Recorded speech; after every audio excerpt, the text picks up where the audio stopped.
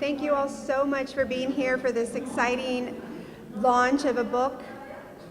I am so honored to be your MC. My name is Itamar. I'm the Director of Communications for the City of McAllen, and this is a great celebration for our library and for our city. Before I begin, I want to recognize some very special guests here with us today. Of course, joining us, as always, the smiling, the wonderful, the Honorable Jim Darling, Mayor of the City of McAllen.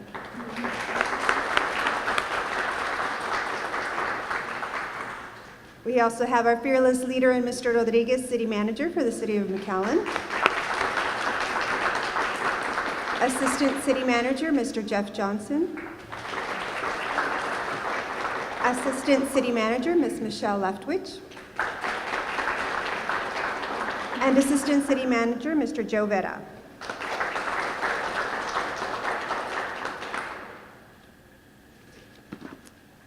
We also have our Grants Director, Ms. Carla Rodriguez. Our Health and Environmental Director, Steve Katsasis.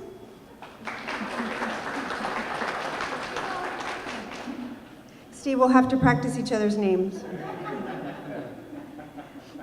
Our Human Resources Director, Ms. Cristina Flores. Our Planning Director, Ms. Julie Rankin. And of course, the woman of the hour from the McAllen Public Library, Ms. Kate Horan, and her great staff here at the McAllen Public Library. And the Library Advisory Board President, Ms. Irma Garza.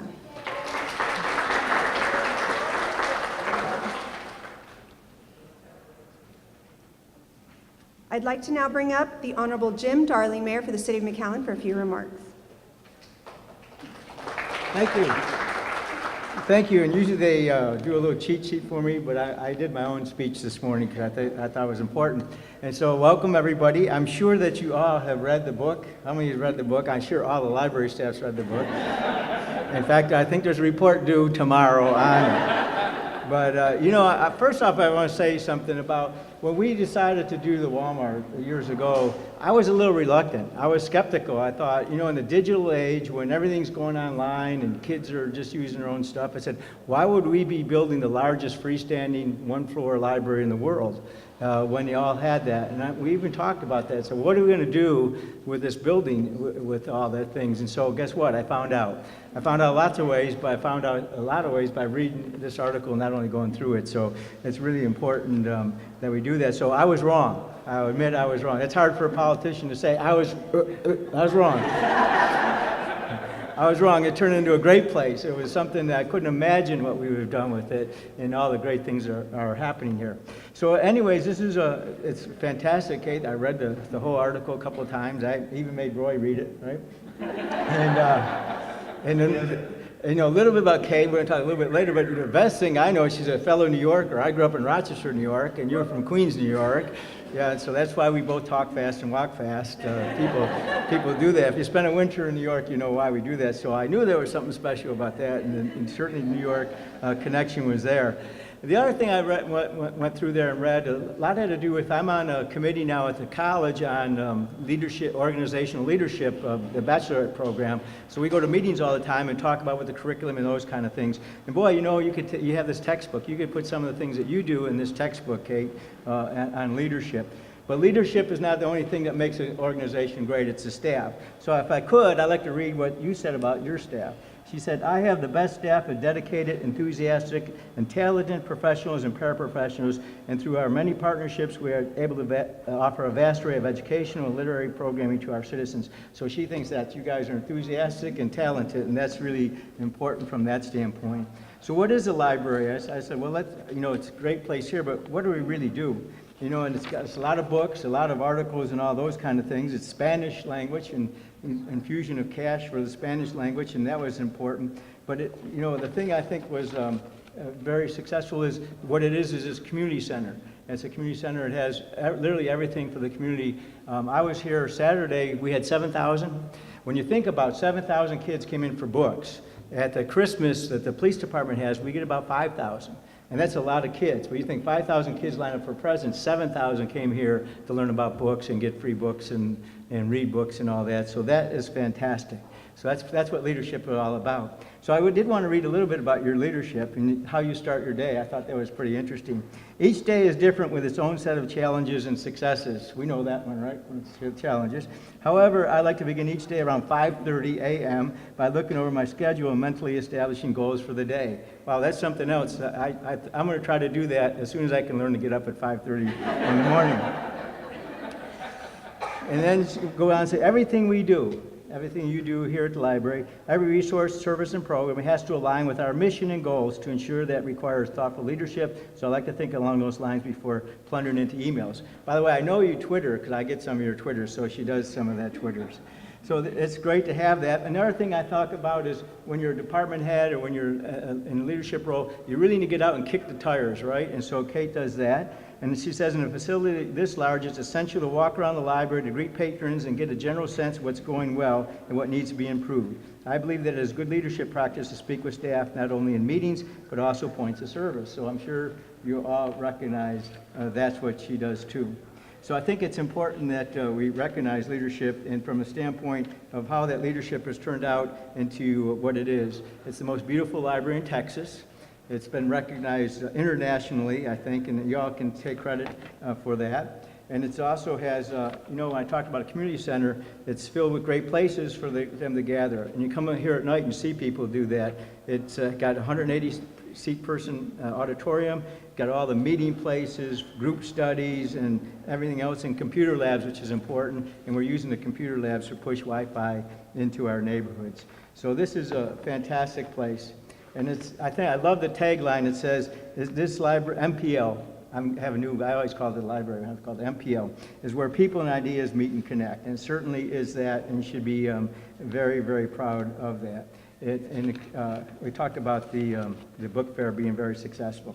So, I guess in summary, I say, who is Kate? What does she do, and what part of it that really says what she's all about? It says that, and I think I can use this quote, the most rewarding part of my job as library director is knowing the resources, service, and staff change lives in ways big and small. That's important.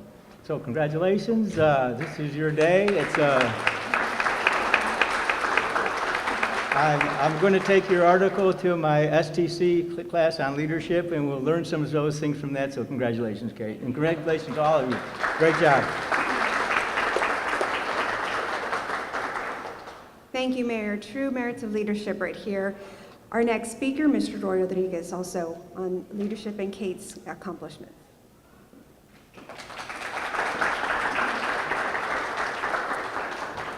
Watch out, that thing's loaded. I will tell you this, she is a true Texan. I know because I work with her every day, and granted, New Yorker, but she's everything Texas is about. So, I didn't know that you looked at your calendar at 5:30 in the morning. I need to do that. Maybe that's why I don't sleep. I do it before I go to sleep, and then I can't sleep.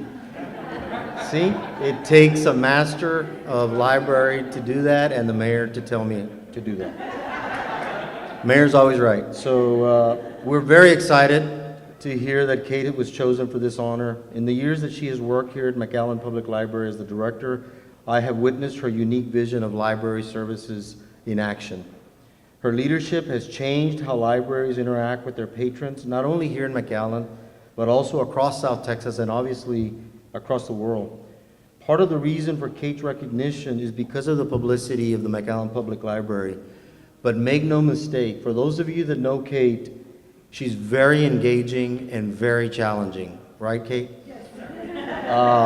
If I have a suggestion and she agrees, she's very engaging and telling me that she agrees. And when she doesn't, she's very engaging and telling me why she doesn't. So, when you have a staff that the city of McAllen has, the level of talent that we have, their expertise, their experience, their education, and then you get somebody that's highlighted like this, it tells you a little bit about that person. So that's pretty awesome.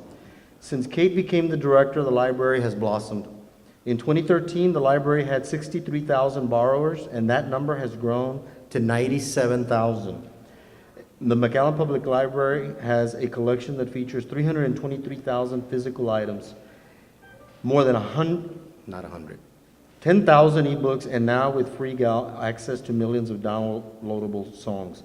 However, it is more than just the physical elements of the library. It's the dynamic staff and what we have built here together under Kate's leadership. Kate, I love the fact that I work with you. Thank you for all that you do, and congratulations.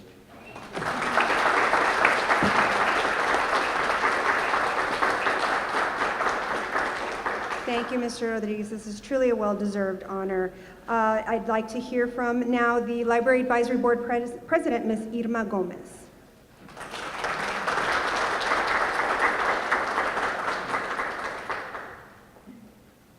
Thank you and good morning. What an honor to be here today. I volunteer. I'm a professional volunteer, like I tell everyone. I've been volunteering in different committees, but this is the one that really is dynamic because I worked in the library when I was in college, got me my degree. But before that, I volunteered at our high school library. So I always impress on the kids especially, if you really want to make good grades and really be on top of things, get in the library and find out all about it. So again, it's an honor to be when I say working, because we do work together. We have an awesome director who doesn't like to take credit for anything, but she deserves it. We had our authors dinner, and of course I stood up, and of course I talked about her. She says, no, I said, yes, I am. Because we have to give credit where credit is due, of the great things that are happening in McAllen. I used to be, in fact, I was telling the mayor, who's now the mayor, back then he was the attorney, and we had the All-America City nominated. Well, we were on the same team. I said, we need to do that again because of all the great things that we as a community do, because it takes a community to come together and do. We need volunteers all the time. And the payment I get is I get to go and meet so many wonderful people. But the thing is, our advisory board is awesome. We have from different areas. You know, we have a dentist, and we have a teacher, and we have an attorney. I think 2 attorneys, if I'm correct. Anyway, and of course, a retired school teacher. But this is what brings community. And I want my hat off to Kate. She's an awesome leader, and she has an awesome staff. I can walk into her office anytime I want. If there's no one in the office with her already, I just come in and say, hi, Norm, I'm going to see Kate. That is an opening, because when I volunteered and worked in the library at UT, well, it was Pan American then, it was a librarian's library. We couldn't do anything. So my hat off to you, and congratulations. And I know many, many more honors are going to come to not only to the city, but to individuals in the different departments. Why? Because we are united, and we're supportive of the staff. I'm not on staff. So, you know me, I just thank God that I got to meet you. And in fact, that's how we met, through prayer. And it's been awesome, and your staff is great. And Mayor, are you going to go for president or something next? Yeah, I think so. Okay, so I can go volunteer at the state level? God bless you. Thank you very much.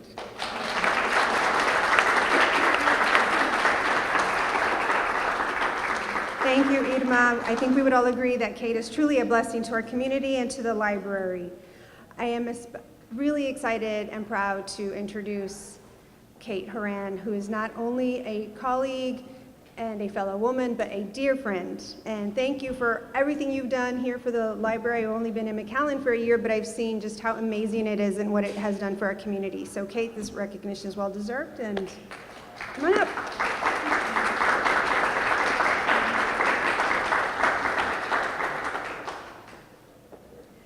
Thank you very much for coming out this morning to the book launch of the world's leading national public monastery and royal library directors. That's a very long title.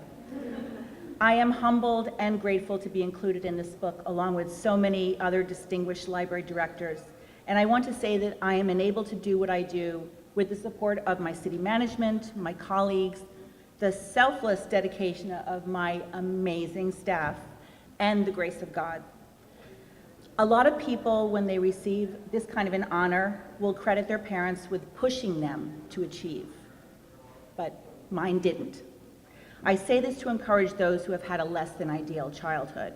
Sometimes you succeed in spite of, As Carl Jung once wrote, "I am not what happened to me, I am what I choose to become." My parents were second-generation Americans. My mom's parents were from Ukraine, and my dad's family came from Ireland.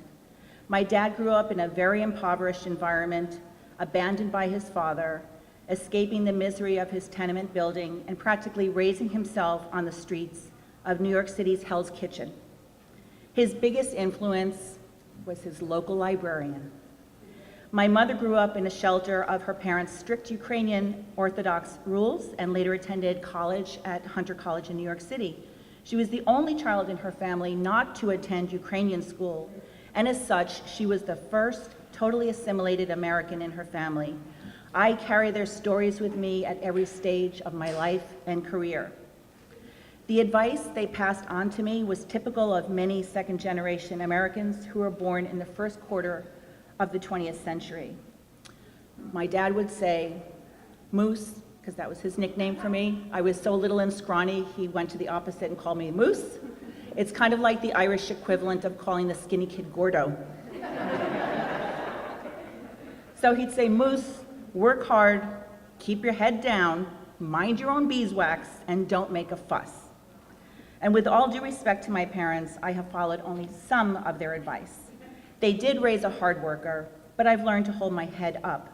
I will stick my neck out to provide services to the underserved, and I will make a fuss when it comes to freedom to read and giving all children a chance to succeed in life and realize their dreams, as Mr. Rodriguez knows very well.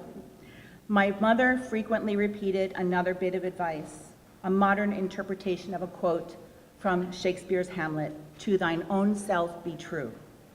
So this is me being true to myself, true to my mom and dad, true to the library profession, and true to all who have very generously opened doors for me. Thank you.